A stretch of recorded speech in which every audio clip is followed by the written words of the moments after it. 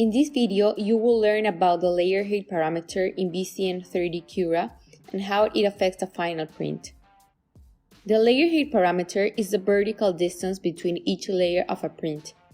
Increasing the layer height parameter results in less layers needed to complete your print, reducing the time you need to print it, but on the other hand, it reduces the adhesion between layers, which affect the mechanical properties and the surface look.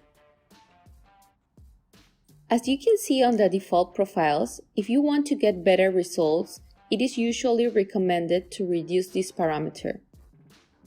It is a common misconception that the layer height is directly proportional to the size of the hot end nozzle, but this is not the case.